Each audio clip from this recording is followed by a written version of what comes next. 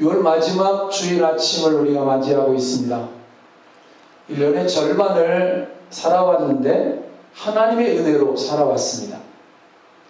그리고 이제 다음 주일은 또 다른 6개월의 삶의 시작이고, 그리고 지난 6개월의 삶의 여정을 한결같이 이끄시고 인도하신 하나님께 대한 감사를 표하는 절기, 맥주 감사절입니다. 그래서 오늘 제목을 미리 보는 맥주 감사절이라는 제목을 붙여보았습니다. 와보니까 오늘이 맥주절이네, 이런 실수가 없기를 소망하면서. 그리고 그래서 오늘은 서론적인 이야기 잠깐 하겠습니다. 그리고 선교사님의 이야기를 듣는 시간으로 오전 설교 시간을 대신하도록 하겠습니다. 사실 지금까지 위봉교회가 위봉교회 되어지는 역사들, 사역과 교회 자립과 자활에 진력하느라고 선교사님이 세운 교회인데, 그리고 선교하고 나눔, 구제, 후원 이런 사역을 거의 못했던 것이 사실입니다. 늘 재정은 부족했고요. 그리고 늘 마음이 걸렸습니다. 그리고 그것이 늘 부담이었습니다. 선교사님 선교 보고 선교 편지를 보내주셔도 사실 기도만 할 뿐이지 늘 마음이 아팠습니다만, 오늘이 선교하고 나누고 베풀고 섬기는 그런 교회로의 하나의 전환점이 될 수 있기를 기대하며 소망해 봅니다.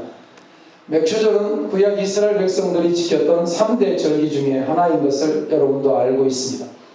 유월절, 그리고 맥주절, 그리고 초막절, 이것을 3대 절기로 지켰습니다.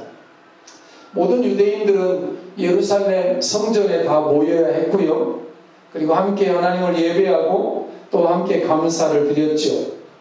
특별히 이제 밀과 보리 같은 곡식을 추수하는 것과 연관이 있어서 추수를 다 마치고 나서 하나님께 감사를 드렸던 절기죠. 그러나 사실은 그 추수만 아닙니다. 왜냐하면 추수만 한다면 도시교회들은 맥주감사절 지킬 이유가 없겠죠. 거기서 그치지 않습니다. 우리를 구원하셨을 뿐만 아니라 우리의 삶에 필요한 모든 것들을 때마다 일마다 공급해 주시는 그 하나님의 넘치는 은혜와 사랑에 대한 감사가 그곳에 또한 포함되어져 있기 때문에 도시교회도 가능하고 우리도 가능합니다. 감사하는 것보다는 사실은 불평하고 원망하며 낙심하는 일에 더 익숙한 우리들에게 다시 한번 감사의 중요성을 일깨워주면서 지난 6개월의 삶의 여정을 돌아보며 하나님께 감사하고 감사를 표현하는 맥주감사절, 그리고 가을에 있을 추수감사절은 꼭 필요합니다. 그리고 매우 부담이 아니라 유익한 절기입니다. 하나님이 명하셨기 때문입니다. 그리고 절기를 지킴으로 주시는 은혜와 복들이 예비되어져 있기 때문에 복된 절기입니다. 그러면서 한번 물어보고 싶은 생각은 있습니다. 대답은 속으로 하십시오. 여러분의 삶을 곰곰이 생각해 보면 감사할 때가 더 많은가, 아니면 불평과 원망과 낙담 이러할 때가 더 많은가? 아마도 모르긴 해도 열에 7, 8, 9은 불평하는 시간과 원망하는 시간이 감사하는 시간보다 더 많다고 고백하는 성도님들이 많을 것 같습니다. 바쁘고 복잡하고 해야 할 일도 많고 스트레스가 가득한 세상 속에서 살아가면서 감사하기란 결코 쉽지가 않거든요. 사람들마다 감사가 아니라 그 속에 감사가 충만하면 입으로 마음으로 막 감사가 나올 텐데, 성령이 충만하면 그럴 텐데, 사람들의 얼굴을 보거나 삶을 보면 막 폭발 일보 직전 뉴스 봐도 그렇잖아요. 그냥 가는 여자 처녀를 그냥 돌려차기로, 그리고 그냥 막 불만과 화가 가득 차 있어서 한마디만, 한 번만 건드려라 죽여버린다. 이거 가만히 안 있는다. 누구라도 잘못 건드리기만 하면 폭발하기 일보 직전의 사람들의 모습, 이런 상황 속에서 그리스도인으로서 감사하며 산다는 것은 그야말로 성경에서나 하는 말씀이지, 목사님 우리의 현실과는 전혀 맞지 않습니다, 이런 생각이 더 먼저 떠오를 것입니다. 하지만 저는 이 아침에 분명하게 미리 보는 맥주 감사절을 앞에 두고 말씀드리고 싶습니다. 그렇지 않습니다. 세상이 어떻든지 간에 누가 뭐라고 하든지 간에 성경의 말씀대로 가르침대로 우리는 항상 감사할 수 있는 사람들이라는 사실을 믿으시기를 축원합니다. 상황과 여건, 우리의 형편이 어떠하든지에 상관없이 우리는 모든 일에 감사할 수 있다고 성경은 분명하게 증언합니다. 만약 우리가 하나님을 믿고 성경을 하나님의 말씀으로 믿는 성도라면 모든 일에 감사할 수 있다고 주장하는 성경의 말씀에 귀를 기울여야 하고 성경의 말씀에 아멘 해야 한다는 사실을 이 아침에 다시 한번 우리의 마음에 새길 수 있었으면 좋겠습니다. 한 성도님의 머리가 너무 아파서 성도님이 병원에 갔답니다. 머리가 아픈 원인을 찾기 위해서 여러 가지 검사를 받았는데 검사 결과가 뭐냐니까 뇌혈관이 터졌다는 사실이었습니다. 뇌혈관이 터졌다는 건 매우 심각한 일이 될 수 있는 거잖아요. 뭐 중풍이 오든지 마비가 오든지 뭐 심각한 위험인데 그래서 더 정밀한 검사를 받기로 하고 다른 큰 병원으로 가기로 하면서 병원 밖으로 나오는데 우리 같으면 여러분 어떤 생각이 들까요? 하늘이 무너지는 생각이 들 것입니다. 앞이 캄캄할 것입니다. 그리고 하나님께 하나님 내가 왜 하나님 나에게 이런 원망이 막 생겨날 텐데 이 성도님은 병원 밖으로 나오는데 이런 생각이 들더랍니다. 그래 내가 이제 천국에 갈 수 있게 되었구나. 그래서 너무 감사한 마음이 들어서 옆에 있던 딸에게 이렇게 말했답니다. 내가 좀 이상하게 보일지 모르지만 나는 지금 너무 감사하다. 뭐 하다고요? 이해가 안 되시지 여러분도? 그러니까 표정들이 지금 그러시잖아요. 그러자 딸이 정색을 하면서 이야기하고 싶은 거죠. 엄마, 다른 사람에게는 절대로 그런 말 하지 마. 뭐 하지 말라고요? 감사하다는 말 하지 마. 정신병자 취급받아. 천국, 하나님, 뭐가 감사해? 다른 사람은 절대로 그런 말 하지 말라고. 그건 정신병자야, 정신병자. 저는 이 이야기를 읽으면서 많은 생각을 했습니다. 하나님을 믿는 성도는 정말 어떤 상황 속에서도 감사할 수 있구나 하는 생각을 하기도 했고, 나는 이런 상황이 되면 감사할 수 있을까? 이런 생각도 했고, 성도는 좋은 일에만 감사할 수 있는 것이 아니라 어려운 일, 힘든 일, 두려운 상황에서도 감사할 수 있어야 하고 감사할 수 있구나. 그야말로 모든 일에 감사할 수 있는 것이 성도구나. 그러나 세상 사람들에게는 때로 정신병자 취급도 받을 수 있겠구나 하는 생각을 했습니다. 물론 이 말을 오해하시면 안 됩니다. 정신 나간 사람처럼 살자는 뜻은 결단코 아닙니다. 다만 우리 성도들에게는 우리 모습 속에서 이 세상 사람들이 도저히 이해할 수 없는 그런 믿음의 모습과 신앙의 모습이 있어야 한다는 사실을 좀 기억해 보자는 것입니다. 오늘날 교회가 욕먹고 세상으로부터 손가락질 받는 이유는 세상 사람이나 교회를 다니는 그리스도인이나 모두 다 비슷비슷하니까 그런 거죠. 교회를 다닌다는 것만 차이가 있지 세상 살아가는 삶의 방식에는 니네나 우리나 똑같잖아, 차이가 없잖아, 이러니까 욕을 먹는 거고, 세상 사람들처럼 똑같이 돈 좋아하고 손해보기 싫어하고 억울한 일 당하기 싫어하고 경쟁에서 무조건 이기기 좋아하고 땅 한 평에 목숨 걸고 당한 대로 복수하고, 이게 그리스도인들의 모습이라면 세상이 그리스도에게 나올 이유가 없잖아요. 세상 사람들이나 성도가 별로 다르지가 않는 거죠. 똑같네, 우리나 니네나. 그래서 이 말씀 한 절만 잠깐 읽어드리고 말씀을 마칠게요. 사도행전 5장 13절입니다. 세상 사람들이 교회를, 초대교회 성도들을 이렇게 바라봤습니다. 이런 모습으로요. 한번 읽어볼까요? 시작. 그 나머지는 감히 그들과 상종하는 사람이 없으나 백성이 칭송하더라. 아멘.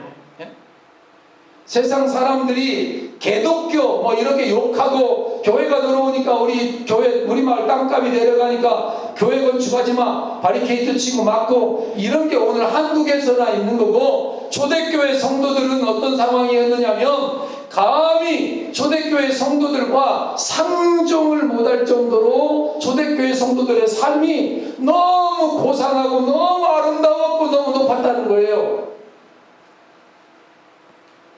그리고 백성들로부터 칭찬이 자자했다는 거예요. 여기 보니까 상종하는 사람이 없다 이랬죠. 오해하지 마세요.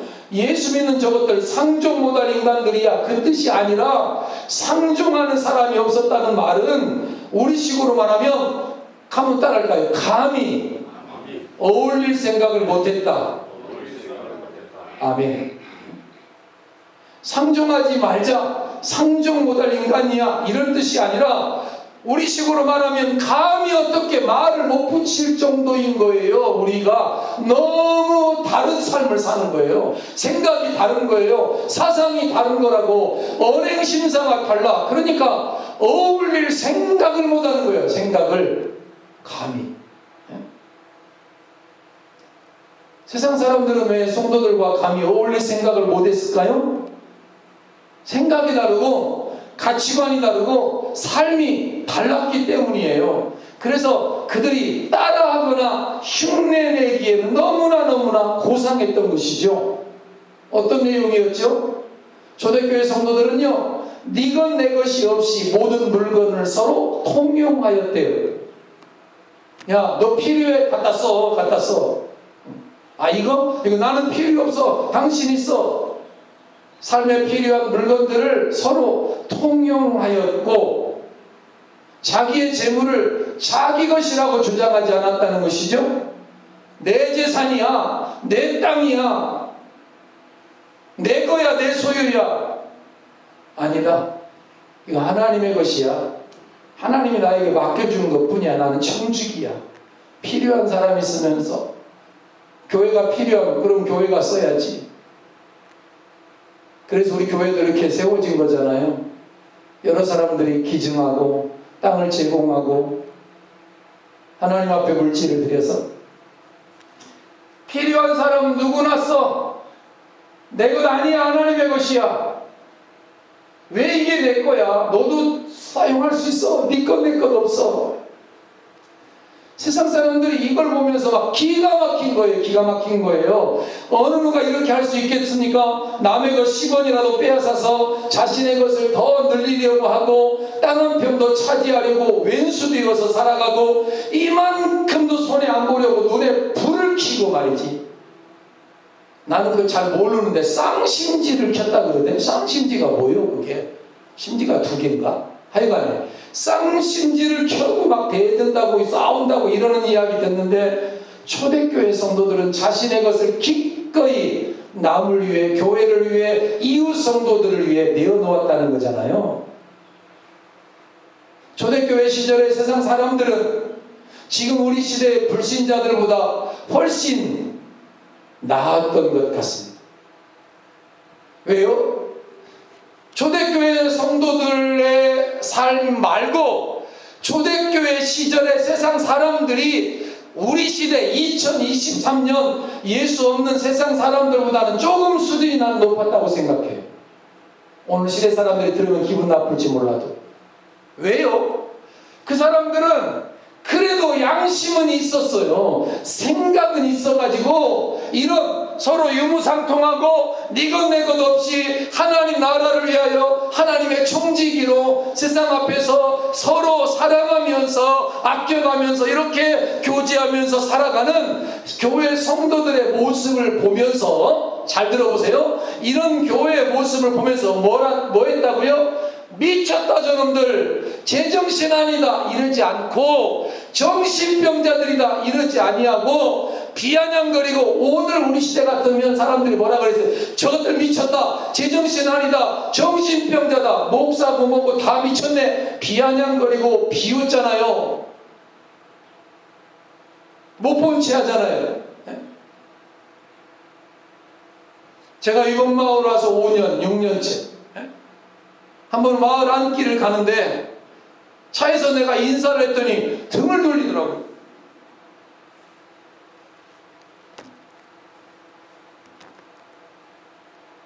안녕하세요.